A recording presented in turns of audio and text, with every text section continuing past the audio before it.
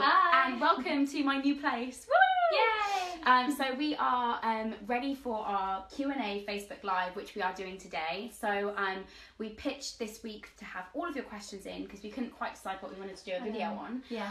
So we decided to do a Q&A and open the floor to all of your questions. So thank you. Yeah. And yeah, we both selected. There were so many. So many of you. So we had to be a bit selective with what we've chosen, and we've whittled it down to having only 5 each, which I'm really sorry about. We're going to try and do these Q&As quite regularly. Yeah, I think the more we do them, the more questions you can ask, the more we can answer. Exactly. Yeah. So yeah, basically, if you haven't answered your question this time, I promise you, We will. keep them coming. We will do another Q&A really soon. So I'm sorry, but hopefully you find the questions that have been asked helpful, and we've just sat and had a lovely rant.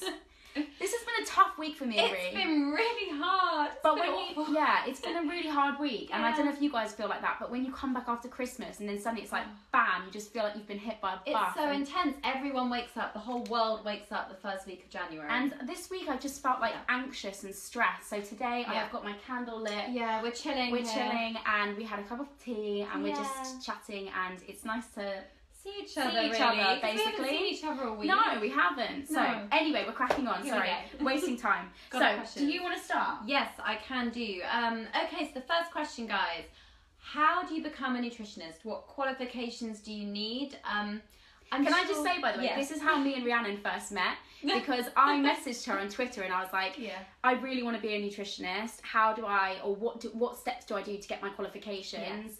And this is when we then came to the predicament that it would cost me around £42,000, I think, to get my degree. So right now, it's just not something that I am able to do, like financially and with time. But yeah, that's how me and Rhiannon first met. It was lovely. And do you know, I even did an Insta story today about university and qualifications and how expensive it is. But if you want to be a nutritionist, I have to say there is no shortcut. And I'm sorry, but no online course is ever going to equip you with the skills you need to deliver advice on a one-to-one basis. So I think the best thing you could do, depending on what your future goal is, if you just want to learn for fun, fair enough. But if you do genuinely want to advise people, you need a Bachelor of Science degree.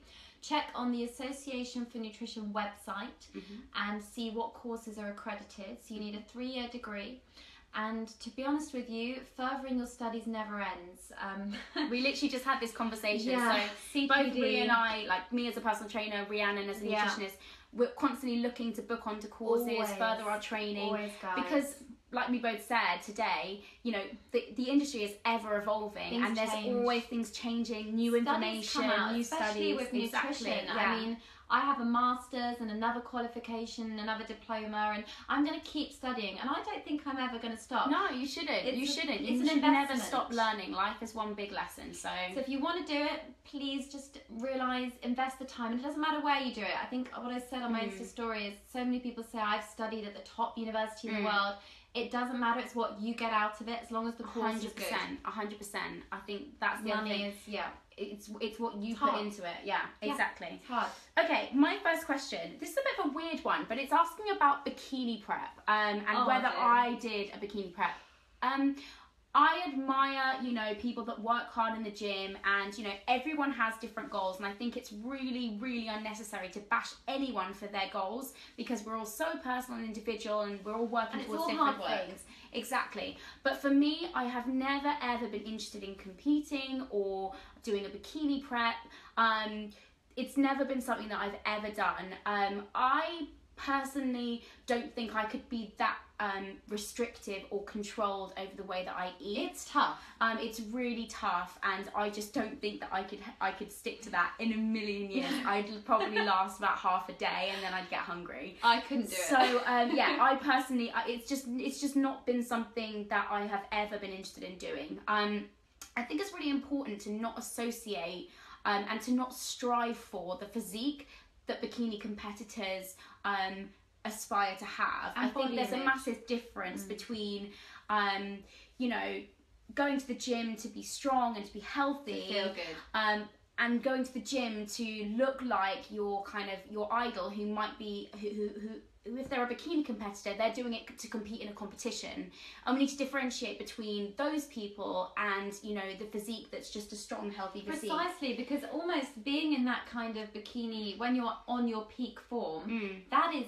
such a hard level to get to, and that's what people are like when they're doing cover shoots and things. It's not actually realistic to maintain. Exactly. I think that's the word, and I think that's really important to say, is that, like, whilst those people Oh my God, we're still here. No, we're okay. We're alright. Oh my God, I'm gonna have guys. We're on. Okay, that's never happened before.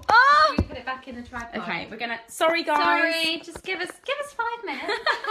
Oh my God, that was stressful. Rescue. My phone didn't die though, which is great. But it is the second time not it's cracked. happened. Oh my God, we nearly just smashed the mirror as well. Oh my God, so we're still getting to grips with the new place, right? We're still here, we're back.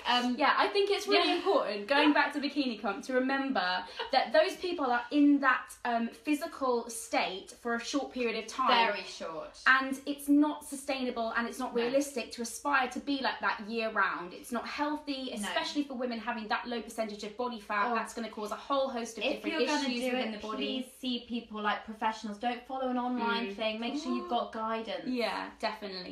So that's my first question. Okay. Sorry about that. No, we're good. We're safe. Nothing survived twice. We need to not move too much, or the room might shake. I don't know. Okay, so the next question is fad diets and what are the long-term effects, basically, on your health. This is such a big question. I'm going to try and keep it really short. But the reason fad diets can have effect on our mental well-being, on our health, it can affect how you then perceive food afterwards. But more importantly, guys, I'm just going to put the book down. It affects your... Needs both hands. I need both hands to show you what I'm doing. Okay, so we all have a set point. Here I go again with my hands. But we have a set point, right? So naturally our body wants to be at a certain weight. The minute you test this set point, it gets harder and harder to maintain that weight, and it goes up and up. So every fast diet, for instance, you juiced, you lost a lot of weight, but your set point's gone up. So the next time you approach a diet or the weight goes on, it's even harder to get back to the bottom because your body's in survival mode. Your body does not want you to lose weight. Unfortunately, it's just instinctive. It's the way we are, especially if you're female, your body wants to preserve fat. So it's damaging because it's never maintainable, it's expensive, it messes with your psychological health, your biological health, especially neurological factors, and your set point. Remember the word set point? Moving on. Sorry. She needed both hands. She needed both hands to that one. Second question. So, improving guilt attached to bad food. This is such a massive topic, and I'm going to rely on Rhea a little bit for this because earlier she almost made me cry because we were discussing this issue and how we both deal with that, you know, and how we speak about that in general. And Rhiannon recently did a specialist eating disorders course and had an amazing response to my question. So I'm going to hand over to Rhi because honestly, this was one of the best things I've ever heard, and I think it's something, I think you guys all need to hear this coming from someone that's obviously done a specialist course in the subject. Well, first of all, I hope this will help. It's not always the answer, and if you crave sugary foods or you have anxiety around particular items of food you perceive to be bad, I think Alice made a good point earlier when we were talking that people categorise things. There are good foods. There are bad foods. I think the saying that I love, and I think it's Catherine Collins, who's a registered dietitian, uses the saying a lot, where she says there's no such thing as good and bad foods, only good and bad diets. So, you know, like we say, you know, one chocolate bar isn't going to make you gain weight, and you shouldn't look at it as a bad food. Equally, one great meal that's full of nutritious, nutrient-dense foods isn't going to make you look like a supermodel. You know, precisely. And we need to look at our diet as a whole and not those isolated foods, which we then label with a certain good or bad association. It is you, and if you are someone that struggles with this massively and you do create anxiety, first of all, you've got to take yourself out of the situation. You've got to stop for 30 seconds before you reach for that item of food. Have a think and literally talk out loud to your own mind and say, I acknowledge this feeling right now. Something is going on. What am I actually feeling? Maybe write it down, and then if you still go towards that same chocolate bar or that same item, you can enjoy it, or it's going to trigger further anxiety. So you've got to think about what you're feeling and what the choice is, because chances are you've already premeditated this. You know that at the end of the day you're going to get home, but you already feel anxious about it, and there's a pizza in the freezer or there's chocolate cake in the fridge, and you really want something to pick you up, but you know you're going to feel awful and maybe restrict the next day. So you need to slow your mind down, and you need to take a step back and think about it. Just write down on a bit of paper, try it. What am I feeling? Because that slows the process down. Because normally it happens in a blur, you know, before you've even addressed what you're doing. Yeah, I think that's the amazing thing that I took away from it, is it's really important to acknowledge the feelings that you have associated to those foods. Like so often we think, oh God, I feel guilty about eating that, but we don't actually dissect. Are you sad? Yeah. Are you happy? Are you stressed? Yeah, exactly. We don't actually dissect those emotions that we've attached to them, and why have I come home and craved that? Is there something else going on that I need to address? Do I really just want chocolate? Sometimes yes, Yeah, and if you do, I mean, actually, if you look at my Instagram last night, I did actually have a bowl of chocolate for dinner, and that's very unnutritionist like, but I knew I really fancied it. Exactly. Sometimes it's fine, okay? So I think it's really important to look at those emotions. How are you feeling? And I think the thing that Rhiannon said about stopping for 30 seconds, we live our lives at 1,000,000 miles an hour, and we just reach for food and stuff, and actually if you are attaching guilt to that, maybe take 30 seconds to think, do I really need this? If you really want to have it, of course, have it. And if you're highly anxious, if you've ever done tapping, or we all have a kind of sensitive point on our collarbone, anything you can do to just kind of self-soothe for a little bit, maybe go run a bath even. Just distraction techniques can help you acknowledge that thing that you're about to do. Perfect. So you've got one next. I do. The next one is from someone called Dima, who sent me an email. Thank you, Dima. Should you be having 3 meals a day, or should you be having 6 meals a day?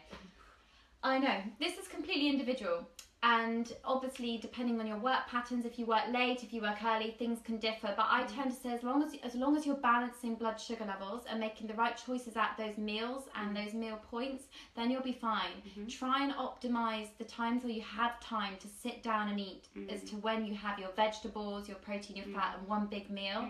And knowing when you're rushed, have something a bit lighter, because it all helps with our digestion. If you're stressed, you do not want to be scoffing down a load of raw veggie salad on the go on the tube. I think it massively comes down to lifestyle. Some 100%. People work really, really busy days where they don't get an hour lunch break to be able to sit and eat their food at a normal pace. So for those people, perhaps splitting their meals down into smaller chunks might be more beneficial, because they only get maybe a half an hour break and then another half an hour throughout break the day. Yeah, exactly. So I think it's massively down to the individual, but also, there's no right or wrong when it comes to that. So because Alice and I eat very differently. If you're coming to our Fair Healthy, the event on February the 5th, we're talking together, and we're going to give you examples of what I eat in a day and what Alice eats in a day. Yeah. So we planned our talk, and we are we're really excited for that. So we're doing a bit of a comparison between Rhi, who sometimes has more of a sedentary day, to me, who's on my feet all day with clients and running out to meetings. So that's going to be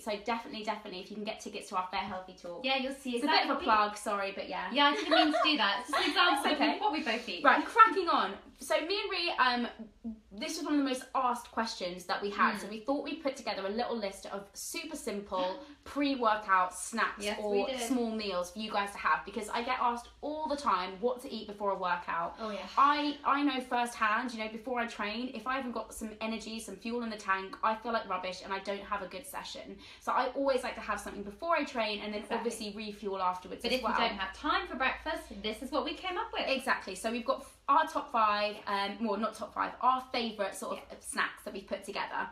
So first of all, it's important to say, I usually say, and I think Rhi advises as well, between 30 and 60 minutes before you train. That's another thing. Definitely. How big should the window be? I think you need to eat enough in advance to have, that slow release of energy throughout your workout, but not so far in advance that you sort of start flagging towards the end of it. Trial it for you as well, because everyone's so different. Some people are fine after half an hour. Others, it takes you a bit longer to wake up in the morning. If you're that person, I'd give it maybe an hour. Yeah, definitely. So first one, this is one of my favourites, and I actually put a picture on my Instagram of this the other day, but not the most nutritious of foods, but they're easy and they're convenient and they're cheap. So I sometimes have rice cakes, which I'll top with a bit of nut butter and some chopped banana coins and just a bit of cinnamon on top of there as well. They look so pretty. That is one of my favourites. So that is our first pre-workout snack. Second one, do you want to say? Second one we've got is a shake in the morning. So obviously if you've got a NutriBullet, guys, or any kind of blender, it's so quick and so easy just to pour in some milk or almond milk or any type of milk you want, really.